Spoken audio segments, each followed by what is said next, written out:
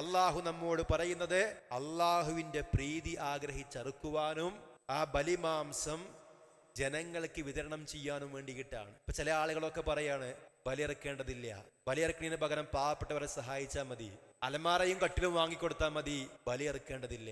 എന്തിനാണ് ഇത്ര പൈസ മുടക്കി ബലിയറുത്ത് നമ്മുടെ പണം വെറുതെ നാശമാക്കുന്നത് എന്ന രൂപത്തിലാണ് അവർ സംസാരിക്കുന്നത്.